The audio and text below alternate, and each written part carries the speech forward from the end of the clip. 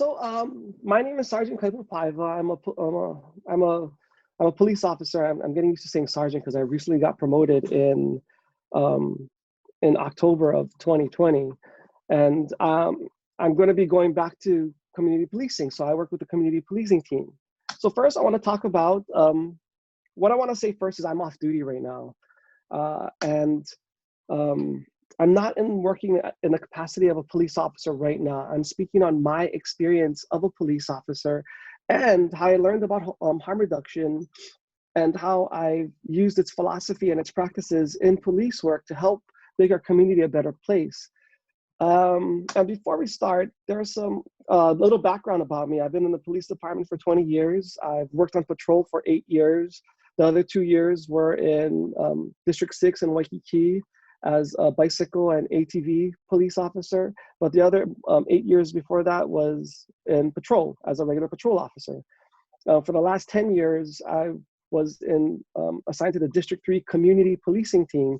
And I'm gonna explain to everyone a little bit about what community policing is. I recently got promoted in October of 2020. I went back to patrol as a patrol sergeant. And starting Monday, I'll be reassigned back to the District 3 community policing team. So first of all, that's Rainbow Drive-In. And what does this slide have to do about my presentation? Well, we'll see. So that's Rainbow Drive-In. And this body wasn't built in a day. It was built on boneless chicken, all rice, gravy all over, Rainbow Drive-In.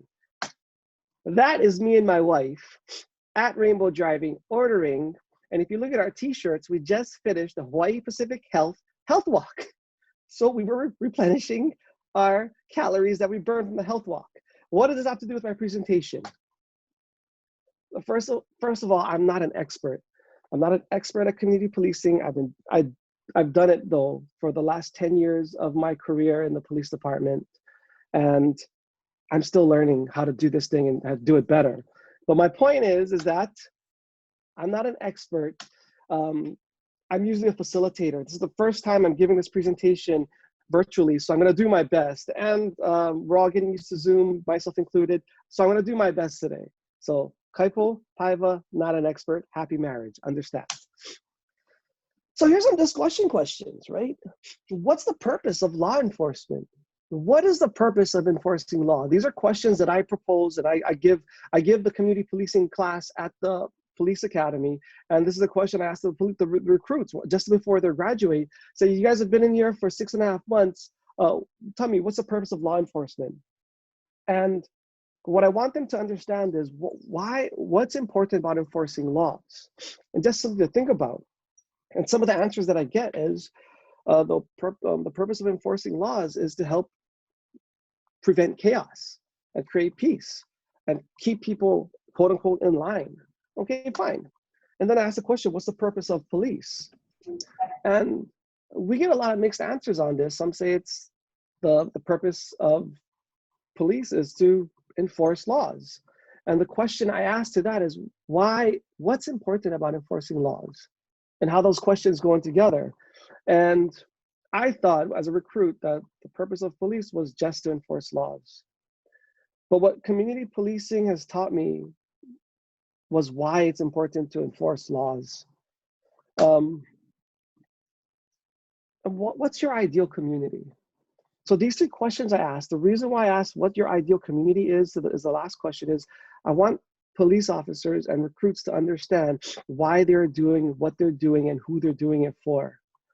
And when I go into the community policing portion about it, it'll explain it a little bit more.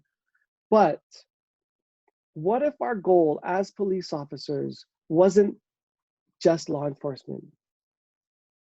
Law enforcement, enforcing rules is what we do. And we are not what we do, but understanding why we are doing it. And what if we could make the community a better place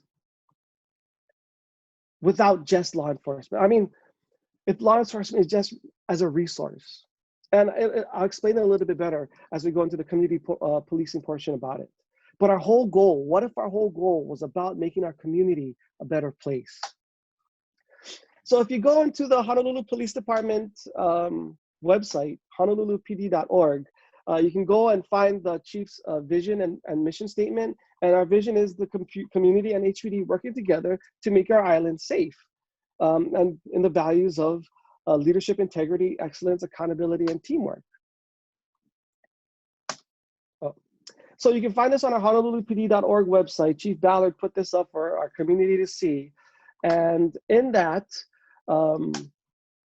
if you look at goal number one, what the chief's goal was, if you look at goal number one, it was to restore community and organizational trust. That's the most important goal, and that's why community policing is so vital in police departments across the country now. Community policing is becoming more of the thing to do, and how to do police work across the country. And if you look at goal number 1.1, focus, transparency, all the goals are all about building a better community today. Traditional policing, we're trying to go away from the warrior mentality where, if you look at the definition, I'm a very simple guy, I like simple. And I just said, well, what is a warrior? And if you look at the dictionary, it's a person engaged in experience in warfare. And a warrior, in order to be a warrior, there has to be some kind of struggle or conflict. And so we're shifting from the warrior mentality to the guardian mindset. And the guardian mentality is all about one who guards, one who has the care of a person or property or of another. There's a really cool book called The Compassionate Samurai by Brian Clemmer. And there is a way to get stuff done, to enforce rules, and at the same time doing it in a compassionate and with empathy. And the guardian, what if our goal as police officers was to create peace? And what I noticed that sometimes in my work as a police officer, I noticed that in the years of patrol that I was in the academy, we're taught to make arrests. In the academy, we're taught to write citations. In the academy, we're taught how to enforce rules. And sometimes what I've found is that sometimes enforcing rules and seeking justice doesn't always create peace. And sometimes it creates more conflict. And so the conventional way of thinking is, pretty much everyone calls 911 for everything. And if there's a problem, we expect, or like the police are expected to solve it. And at the same time, police officers want to help people, but sometimes we don't have the answers to the problem they want solved. On the other side of that, police officers have another mentality where a lot of police officers feel traditionally was, I'll be a police officer when it's my shift. When I'm done, it's over. And our success as police is measured on an amount of arrests and amount of citations issued and a lot of that stuff. Community policing is not conventional policing. It's a whole different type of policing, and it's not brand new. It's been around for ages.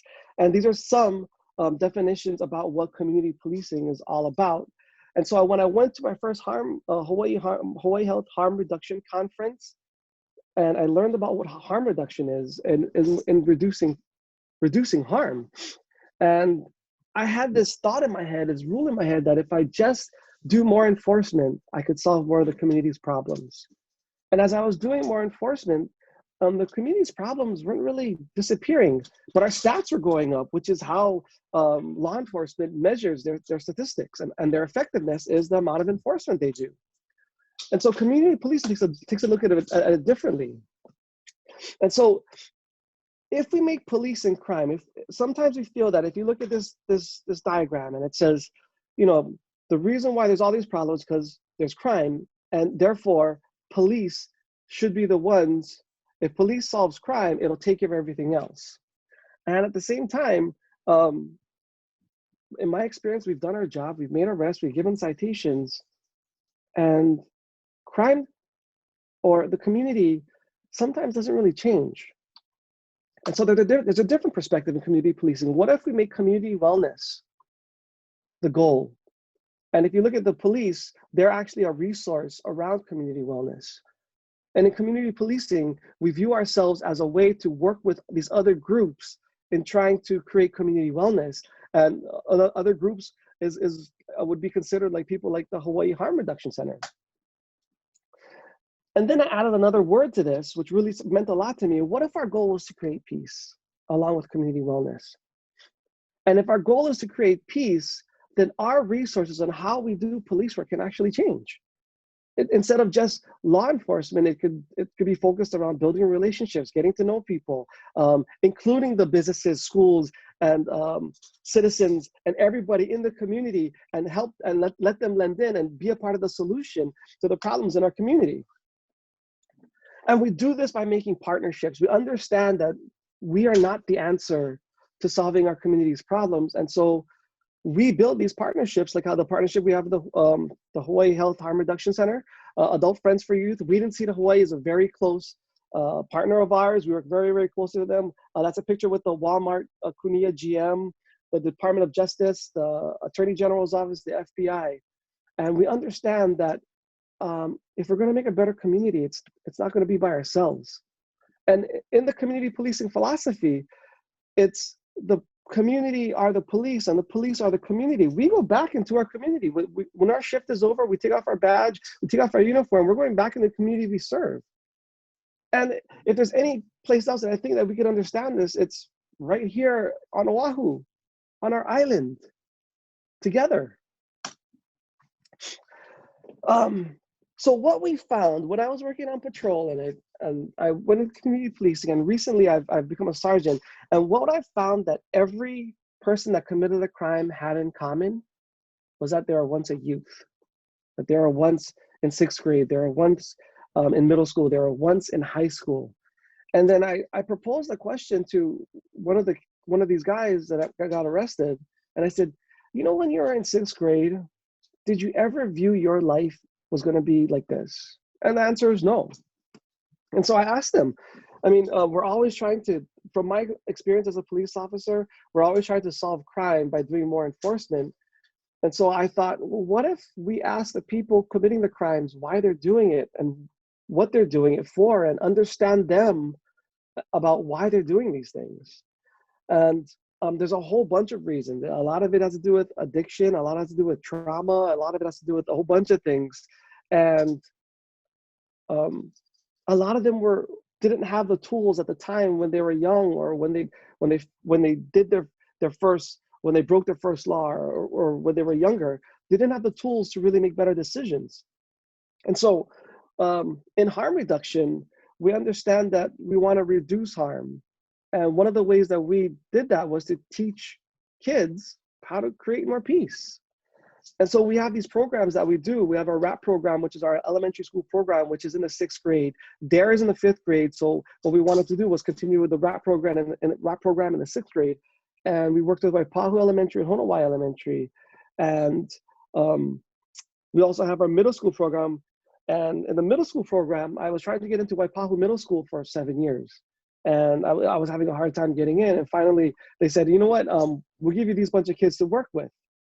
And if you guys are in the DOE, you guys ever heard of the term ALC for the class of kids with ALC?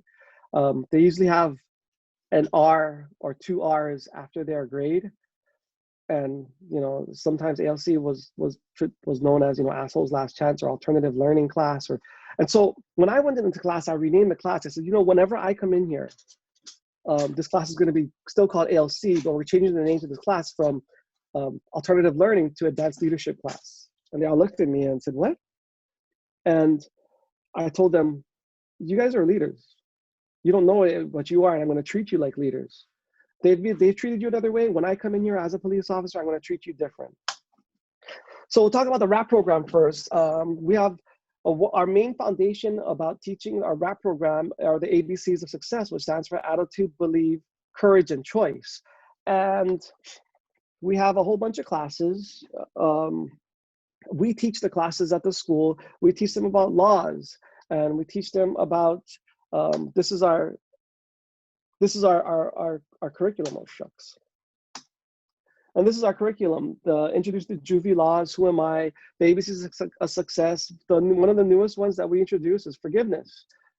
And if we want to create peace, in my opinion, from what I've learned about forgiveness, I think forgiveness is extremely necessary if peace is our goal. And so that's why I just included it for them right now. And through this whole process of trying to make these lessons better, I found the mindful forgiveness training. And Joey Reese was in a presentation just before this. And me and Joey hooked up a few years back, and she created this curriculum. And I love it. I'm also a facilitator with mindful forgiveness. And you can learn more about it at joeyreese.com. But it teaches all about forgiveness. And I learned about forgiveness too. I thought I knew what it was, and I was mistaken. And I think the number one thing missing that this program teaches is how to do it. We have an idea of what forgiveness is, just like hitting a baseball. We know what it looks like to hit a baseball, but if you've never hit a baseball before, the how-tos are actually necessary. So if you want to learn more about Joey, she's really, really great. And the population of youth that I work with are the very challenged youth. And Joey actually worked with these youth in the Big Island. And so I was doing this program with the Youth Challenge kids over here in Kapolei in Honolulu, on Oahu. And if you want to know how good Joey is and her practices are, this is her getting the entire Youth Challenge class to sit and do a meditation. When I told Youth Challenge, I wanted to bring her in and do a presentation, and I told her, yeah, she's gonna probably do a meditation practice. They kind of like, you're gonna get all of them to sit quietly, close her eyes, and breathe. And she did it. And for a lot of these kids, just having 1 to 3 minutes of time to themselves, just to be there and not have to worry and think about anything and be present and have a mindfulness practice, they were glad they did it. But mindful forgiveness puts forgiveness into 7 steps. And so this is what we began teaching at the schools. And so last year was my first year implementing it, and I've taught them what forgiveness is. And I think one of the biggest things that these kids wanted to learn was how to forgive themselves for the mistakes they were making, or how to forgive life. One of the things that I realized was that I didn't understand where these kids were coming from at first, and understanding them helped me to see, for some of them, just getting to school was an accomplishment. And to understand, and they wanted to be in school, but I learned a lot about these 6th graders, where a lot of them were doing single parenting at 6th grade because their mom or their dad or their parents would work in the evening to help support their family, and that was the best they could do. And so in the RAP program, we teach kids that the police officers are here to support them and to help them. And for us, one of my goals is to help the kids see that police officers, they're humans in the uniform that they wear, and they want to help you. And in the class, I go to my first class in my uniform, and after that, I want them to see the human being inside the uniform, and to teach them about having a positive attitude, believe in choice. And in the RAP program, our whole goal, one of our main goals, is to let them know that at every moment you have a choice, but every choice has benefits and consequences. And what you do in life is your choice. And if there's consequences, you get it. And if there's benefits, you get it. And if you don't like the results of your choice, you get a different choice. In the advanced leadership class, for alternative learning class, I went in there, and these are the kids that have arrest records, and they recognized the uniform, but they didn't recognize me. And so at first it was kind of challenging for them, but towards the end of the class, these kids went from, I don't like cops, to starting a conversation with police officers on the street because they had something to talk about with other police officers now. This picture right here in the right corner with the kid holding the board, we were doing this exercise, and he needed help. And I said, "Do you trust me?" And he said, "Yeah, I trust you." And that was the first time he ever told those words to a police officer. And I think these are the little wins that we want to talk about, and seeing that, well, you know what, they're not going to be perfect, but maybe this is a way we can reduce harm in our community by first giving these kids an opportunity to see that it's okay to trust people, especially police officers. I also went to the ELL class at my volunteer intermediate school. These kids are English as their second language, but they're a great inspiration to me. These kids have twice as much challenges as regular students, but they're coming from a different country where English is a second language, and then they're still expected to learn the same things in the same way as other students. And so they asked me to give a presentation about the ABCs and having a positive attitude and making choices. And at first they said, well, they might not understand you. But after I was done with the presentation, they understood perfectly. They're a great bunch of kids.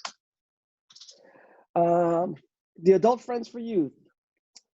Understanding that we can't do it ourselves as police officers. In fact, it's better if we do it with partnerships. Adult Friends for Youth hosts their Pearl Anti-Bullying Conference every year, which stands for Peace, Empathy, Acceptance, Respect, and Love. It's held at the Blaisdell. It was held at Polynesian Cultural Center, but it's held at the Blaisdell, and our goal is to help reduce bullying in schools. And there's over 6,000 attendees from elementary to middle school to high school level. And there are kids out there that do skits in this whole program. And the kids that do the skits are actually the ones that have been, quote unquote, busted for bullying. And they come up with bullying skits to help prevent bullying and send the kids a message about how to prevent it in their class. One of our programs that we're most proud about is our high school program, the Adopt a School program. And this is a collaboration we did with Arnold La'anui, and this is a great example of a partnership.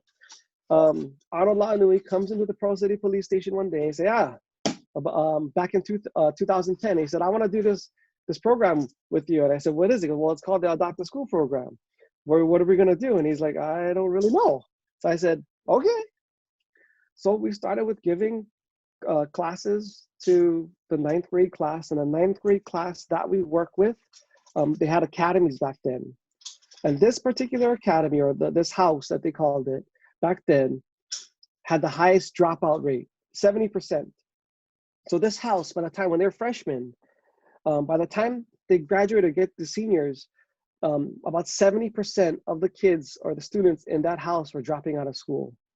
And they couldn't figure out why.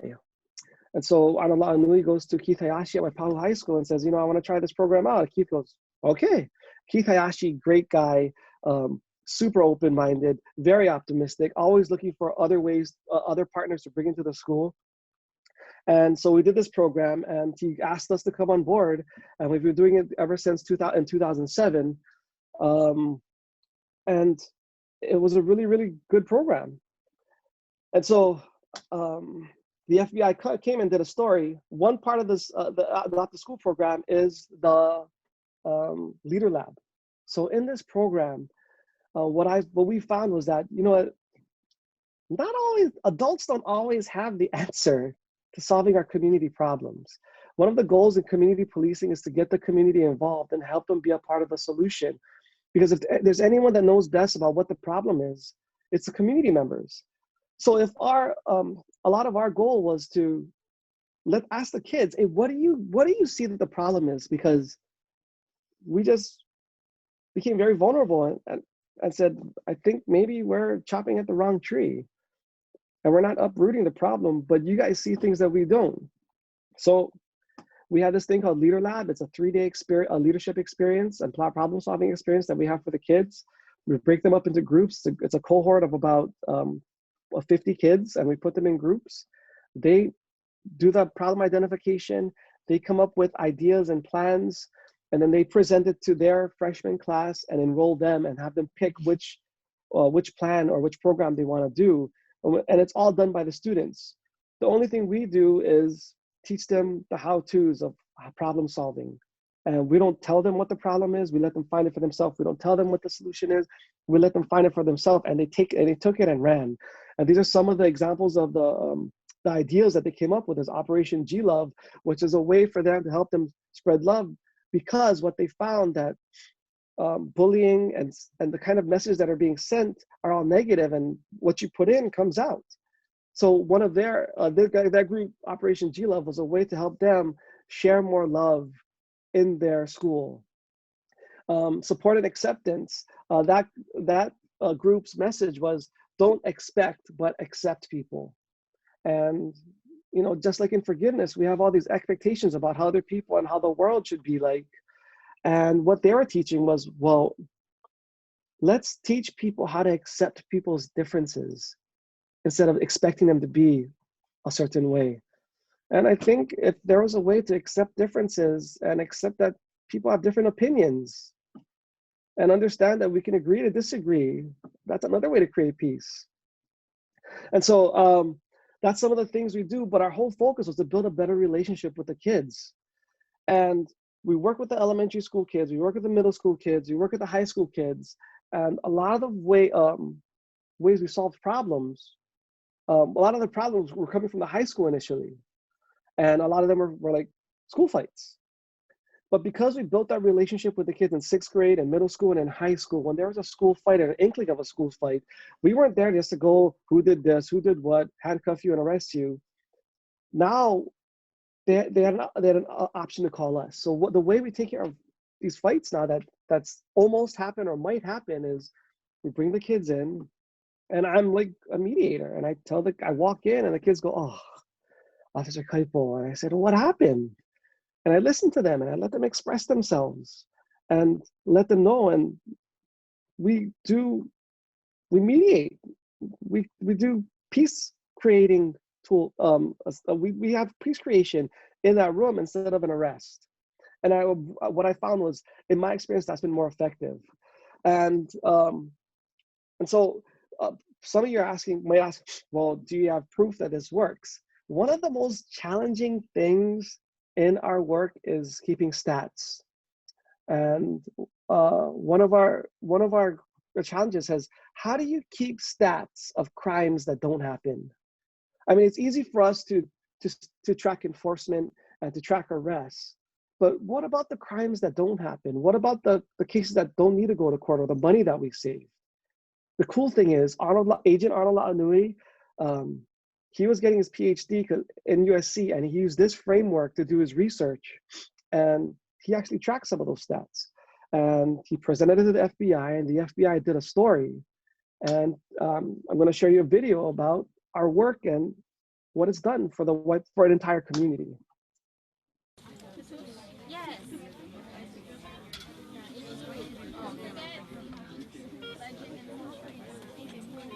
I just knew your number. Me too. Let me dig it out. Okay.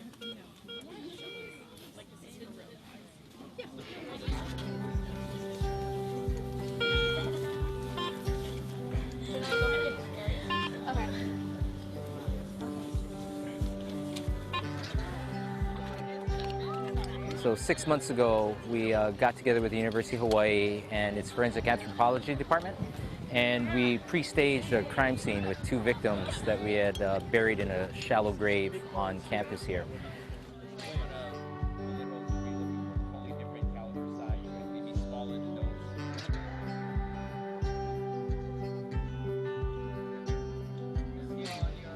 We have 5 blocks of instruction, real basics on how to approach crime scenes that include crime scene safety, search patterns, how to engage in crime scene photography and sketching, and how to gather evidence and take good quality notes. With those basic skills, our students go ahead and are dropped into a 2-day field training exercise. Okay, what is the vitamin? 13, 14, 15.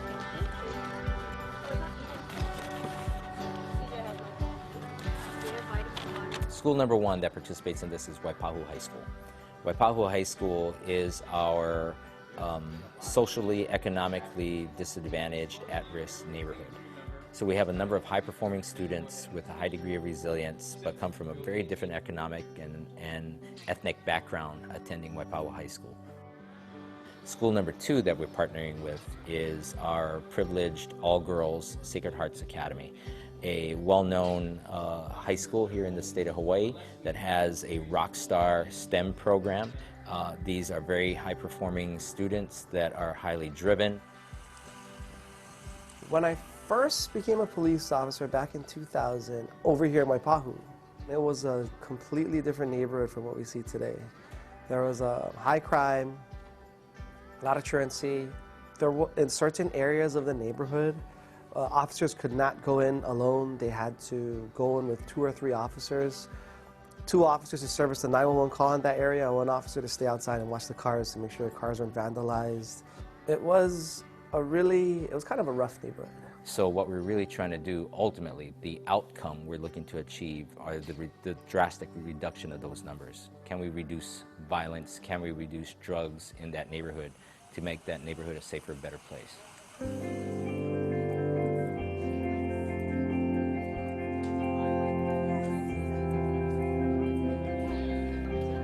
You learned that you got to work together as a team and always as a team because you're never by yourself. And we ended up fighting 2 bodies of 1 male and 1 female, and that was actually really cool, like, digging it up. It definitely made me feel more connected. Like, you know how different police stations connect to each other? Like, they barely know anything about the other police station, yet here they are, they're working together to solve this case and try to bring justice to the victims of it. We're taking a lot of the core values that would make successful people in general, not only successful FBI agents or successful FBI employees, but what are those elements that lead to long-term success, and trying to see if we can implement some of that in the school. It makes me feel really humbled to think that someone would go through all this trouble just so I could have the experience of solving a real crime. Yeah, but I think it was a great experience for both sides to look at and learn from each other. Thanks to Special Agent Laanui and the FBI, in working and building our academy. I think our students see law enforcement perhaps in a different light now for some of them. Now it's, hey, they're here to help. That's my friend. We keep injecting positive messages and positive things and building positive relationships with people. Eventually, the only thing that could happen are positive things.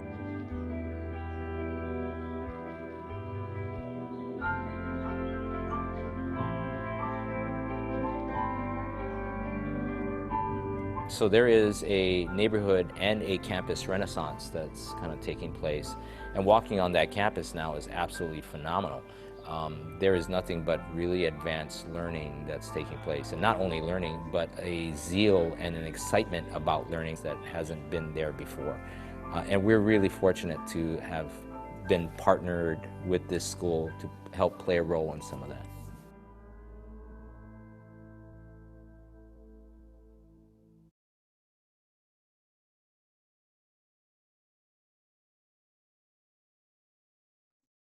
And so Arnold took some statistics, okay? And these are the statistics that he had.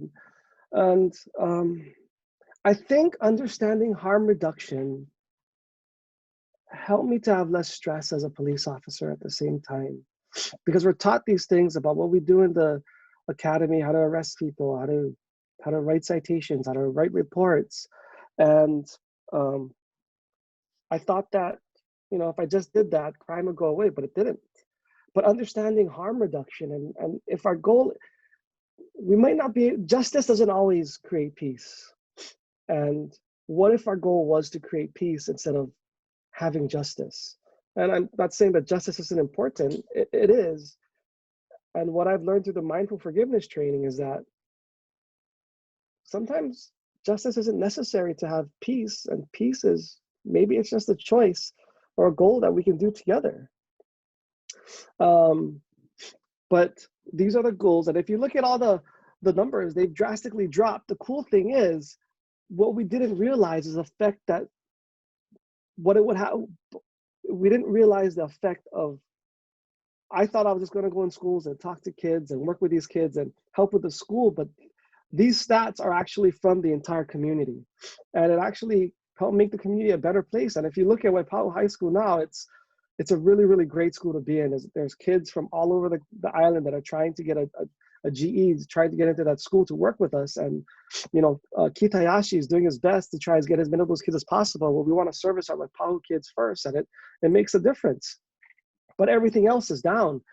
So if you look at the stats, it only goes up to 2017. Why? So we started in 2010, 2011, and the stats kind of it all dropped. 2017, the FBI goes and tells Arnold, hey, you know, you're doing a great job. You accomplished your mission. We got to pull you and you got to go someplace else. What? Which is actually very responsible of the FBI. So Arnold comes and tells me and says, Kaipo, guess what? I said, what? He goes, we did it. It worked. I go, great. He goes, but the FBI's cutting the program and they're moving me someplace else. So I need you to do it. And I said, what? And so for a couple of years, Arnold would come when he could, and we ran the program. And I told the teachers at Waipahu High School, I said, I don't know what I'm doing and I need help. And they all jumped in. We've got community members, Hawaii Harm Reduction, the Hawaii Health Harm Reduction Center is a partner now. They come in and help us out. These kids are doing projects like trying to find solutions to homelessness, trying to prevent their classmates who may be homeless to help them prevent or get their family out of homelessness. These kids are tackling huge issues right now, and I'm here to support. And so what happened, Arnold decided he retired. He now works for the Department of Education, and it just so happens he's housed at Waipahu High School. So he continues to be a partner, and we're always looking for more partners in all of this. They have told me that we've got a lot of questions coming in, and so I've left the last 15 minutes for questions. They said we have a lot of questions, but my whole goal for this, in this whole thing, I want to find more partners.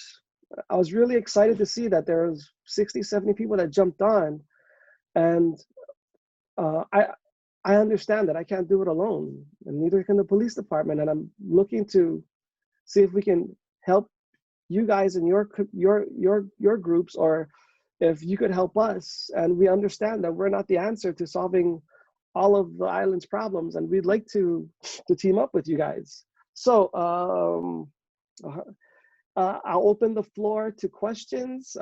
Maybe if you guys want to email me, or you guys can email me at apaiva@honolulu.gov.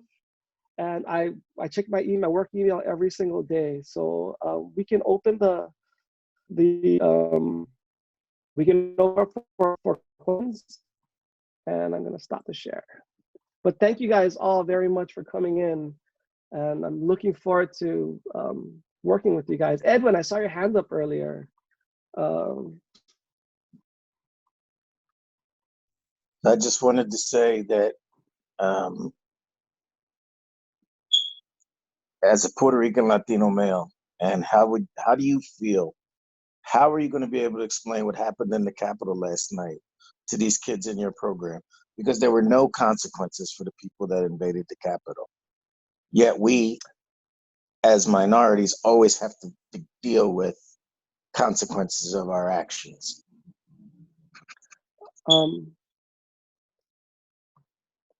So going along the mindful forgiveness teaching is what I teach the kids. Police work isn't perfect, and neither is the justice system. And being angry at the situation and acknowledging why you're angry and understanding why you're angry, that's okay to be angry. But I want these kids to understand why you're angry. And if you really, when I dig to the real root of it, I love working with 6th graders because they're so simple. And when I talk to the kids, we've talked about the BLM movement and how they feel, and it's really different for me because I don't treat these kids like Micronesians, Marshallese, Samoans, Black. I treat them as leaders. And so I tell the kids, how do you feel about it? But why do you feel that way? And a lot of times we're not going to have the justice we want, but how do we have the peace we need? And I ask them that question. I let them figure it out. And if they don't know, then I just say, great.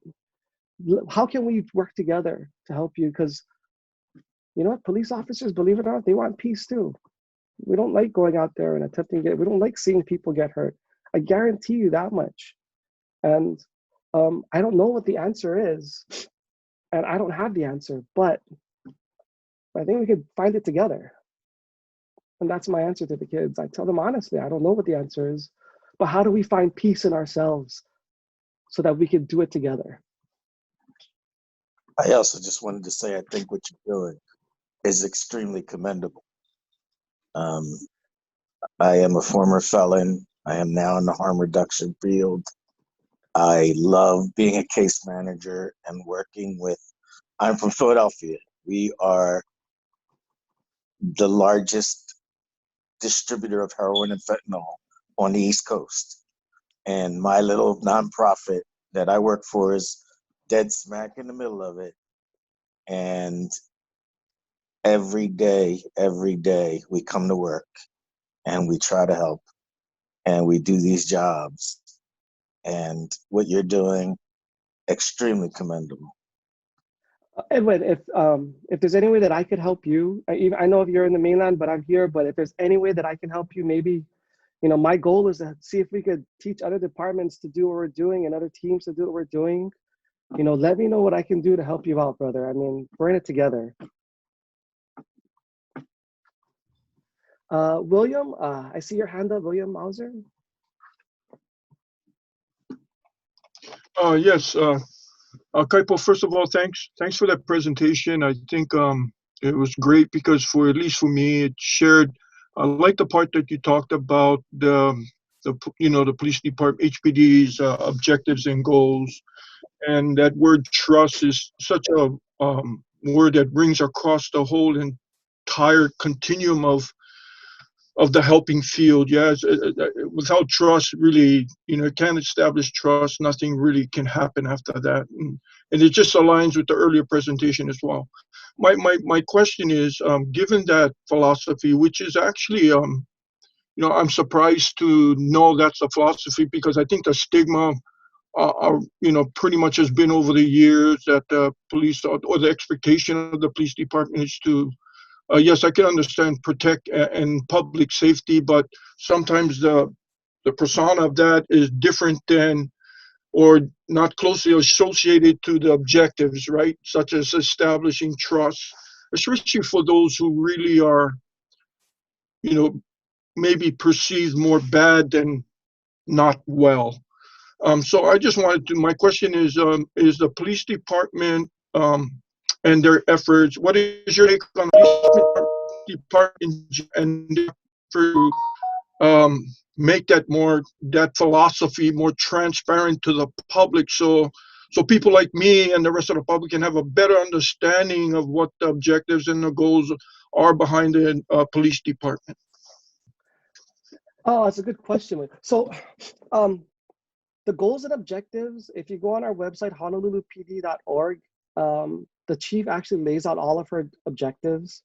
And at the same time, one of our biggest challenges is ourselves and the way that quote unquote police work has been done for decades.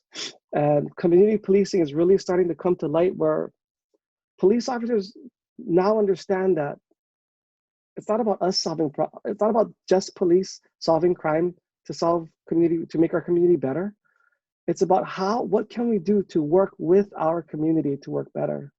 And a lot of these officers, they don't understand it yet. But the good news is that for the last 7 years, I've been teaching the community policing training class to the recruits.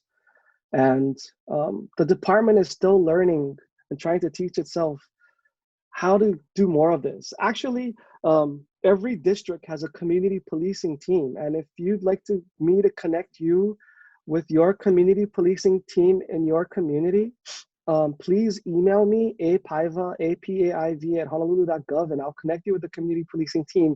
And just understand that they might not be totally like me, and they're still learning at the same time too. But if I'm understanding your question correctly, William, you'd like more transparency on this. We'll see what the department is doing. If you go on our honolulupd.org website, there's a contact page that you can go on to, and you can actually email the chief's office and make that request to see what they're doing. But for myself, like I said from the beginning of the presentation, this is what I'm choosing to do from where I'm at, with who I'm with what I got. And I'm looking to work with more people and connect more people. And I think that's the best way to do it, is together. Oh, thank you. Thank you for your presentation, and thank you very much. You're welcome. Hi, Danielle. I see you have a question.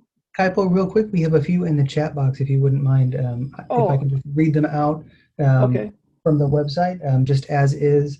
The first one is, do you think the availability of Narcan has the potential to improve relationships with substance using offenders and public safety agencies? Uh, And the follow-up to that is, any reactions you know among officers who are providing Narcan or naloxone? um, I'll be honest with you, I don't know too much about that, but we've actually connected.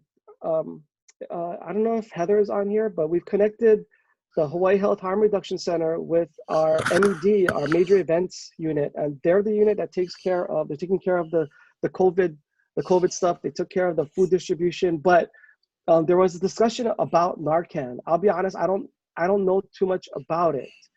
Yeah. Hi, But Kaipo. I'm here, okay. Kaipo. Hi, So Heather. yes, hi. So yes, we did train that part of HPD for naloxone and have given them the doses. I think it's been a slow rollout.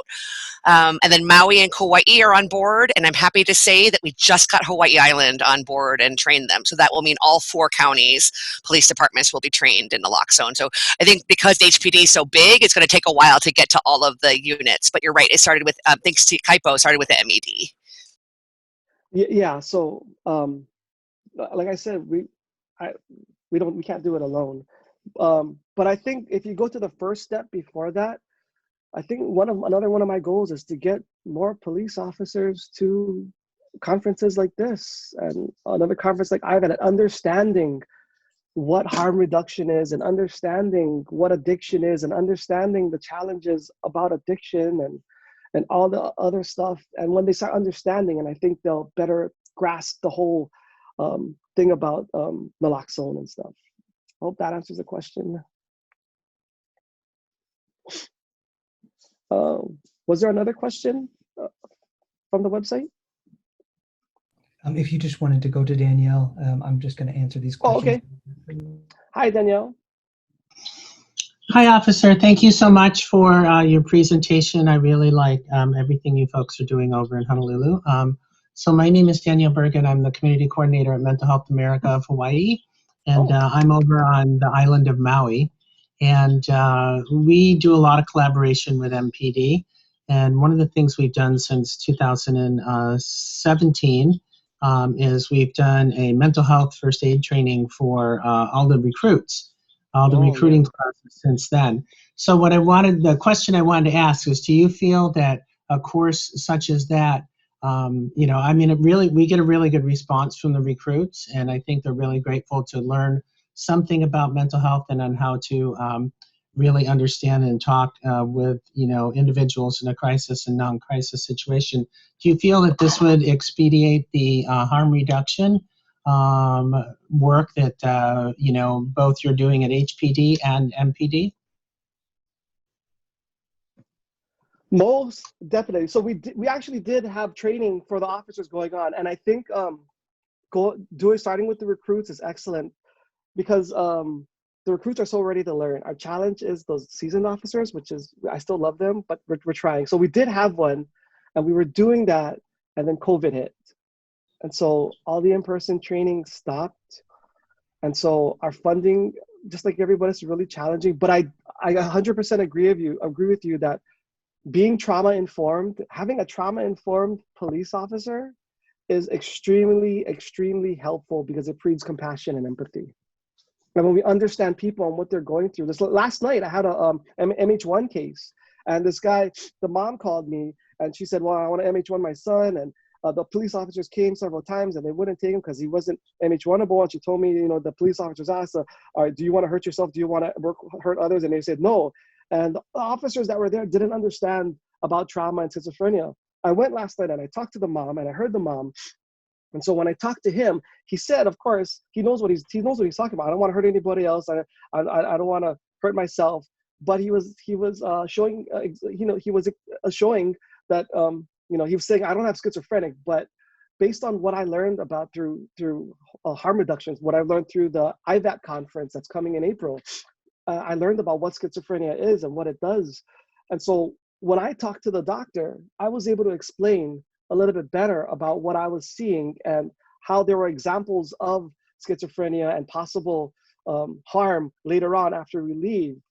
And so the doctor was able to approve the MH1 on top of that, which helps the mom out. But at the same time, if it wasn't for understanding what trauma is and what harm reduction is and understanding people and understanding more about addiction, I wouldn't have been able to do that. And that's, again, like I said, I'd love to work with more people, more groups with like you guys to help maybe find officers. And it's going to take a while, but I mean, got to start somewhere. Why not now?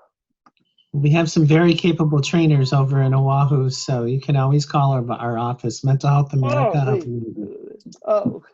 Let me write. What's your email address? Mine is Danielle, DANIELLE .Bergan, BERGAN at mentalhealthhawaii, all spelled out, .org. Thank you, Danielle. I'll send you an email later today when I go to work, or on Monday, I guarantee you. I'll be back in my community policing role on Monday. That's awesome. And what I'll do is I'll connect you with our Oahu staff. Thank you so much, officer, for everything you do.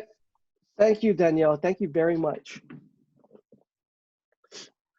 We got about 7 more minutes for questions. Another question from like Typo. Okay. If a CIT officer is not available, what is the best advice you can give on helping the standard officer deal with a situation in a compassionate way without them thinking that they are trying to tell them how to do their jobs? Oh, that's a very good question. What we tell most of the officers is to call their sergeant. And where our goal is, here's what I do. I tell all the officers, I'm on patrol right now, and so I've had the opportunity. So I told the officers, if you need my help, because we have a Honolulu Police Department peer support group, and if they don't know anybody else to call, what I've told officers to do is to call your sergeant. And I told officers to call me. But what I learned just last night, that if they call the MH1 doctor and tell them, this is what I have, and I'm not sure what I have, the MH1 doctor will tell us, this, they have their signs, they'll ask questions to assess the situation. But I think with breeding compassion, I think we're gonna have to train more officers and understand what compassion is and what it's like. If there's not a CIT officer available, the best thing I would tell the officer is understand that person is acting that way because they're afraid of something. Even though if it doesn't make sense to you, and if you don't see or hear what they're hearing, or if you don't see what they're seeing, you don't hear what they're hearing, they hear it, and they're afraid of something, and treat them as such. And at the same time, the officer has to look up for his safety as well. So it's a balance that we got to play. But I'm doing my best to connect officers with more CIT officers, because a lot of these officers will give out their personal numbers because they understand trauma a lot and addiction and a lot better than these other officers. So what they're trying to do is make themselves more available to the other officers.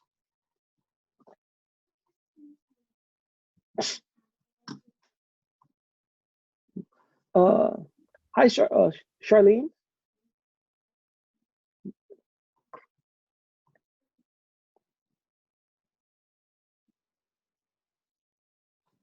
Oh. Yeah, sorry. I wasn't really, I don't know how the hand got there. I'm very electronically, but you're waving hi. Hi. You answered my question on the MH1. Oh, okay. Thing. So thank you for that. I'm really enjoying this presentation. Thanks, Charlene. Taylor Akana? Am I saying that right? Yeah, it's Taylor. It's Taylor. Hi, So Taylor. hi. Thank you so much for your presentation. It was really helpful, but I have a question. So I have a client who's chronically homeless, and unfortunately, she's kind of the person that won't, or more like cannot be housed. She's very nomadic. She likes to, walk the streets. She feels more comfortable walking the streets. But lately, I don't know whether it's the officers when she sits down for arrest because she has COPD. They keep giving her the ticket for the sitting on the sidewalk, the squatting on the sidewalk tickets. But it's not like she's like sitting there, sleeping there, like staying there for a long time. It's like she'll sit down, take a rest because she has COPD. Like, what is there a way for me to work with the police officers in the location to let them know that this client is chronically homeless and like she's not trying to cause issues, and like these tickets, she just keeps getting them, and she's so overwhelmed. She's like, I don't know what to do. I need to take a rest. Like, I'm walking all day and I just want to sit down for a second, and then they give me these tickets. Okay, can you email me? I'm gonna try and connect you with our Honu people. I'm not saying she has to go to the Honu, but I just want to connect her with the Honu people. As for the officers, a lot of these officers are doing what they're instructed to do. I'm not justifying what they're doing. I'm not saying it's the right, I'm not saying that I agree with it, but they're following instructions given to them. And I'll tell you that, are you able to help her get to court for those cases, or is she going to go to court, or? She, along with being chronically homeless, she also has mental health issues, and is unwilling to take medication for it. So we're working with a lot of barriers, especially with this client. There's a lot of barriers I'm working with her in general, but it doesn't help that she keeps getting these tickets and she keeps feeling like she can't go anywhere, she can't sit anywhere, and she's not wanting to go into shelter. So if there's a way for me to work with the police officers in the area she's getting these tickets to, give her, she's willing to get up and walk, and I don't know why they just keep giving her a ticket. They just keep giving her these tickets. Another reason could be, I got like 1 more minute. Another reason could be is because someone from the community might be complaining about her specifically. I'm just speculating. I'm not sure. I'm just going based on my experience. But let her know that just because she gets a citation doesn't necessarily mean she'll have to pay a fine. Doesn't necessarily mean she's going to get arrested. The courts do understand what they're going through. So they understand, and a lot of times when the courts understand the situation, they'll dismiss the citations. If that makes any sense or helps out. But I can't necessarily stop the officers from giving a citation, but maybe you can influence how she feels about receiving the citation, because officers are just enforcing a law, which is what they're instructed to do. I'm not agreeing with it, but sometimes officers are stuck in a hard place. But at the same time, like I said, there's a really good chance that the case will get dismissed by the court. What's your email one more time? My first initial, A Paiva. My first name is Anson. So A Paiva, APAIVA at honolulu.gov. I'll put it up one more time. So I can't go over. I gotta go. I can't go over. You guys can email me if you have further questions. I'd love to connect with you. If there's anything I could do to help you out from where I'm at, connect with people, please email me, apaiva@honolulu.gov. Keep doing the work you guys are doing, because it matters. And I appreciate you all for what you guys are doing, and you guys are all doing Angel's work. But thank you guys very much for everything you guys do. I'd love to connect with you guys, and enjoy the rest of your day and the rest of the conference.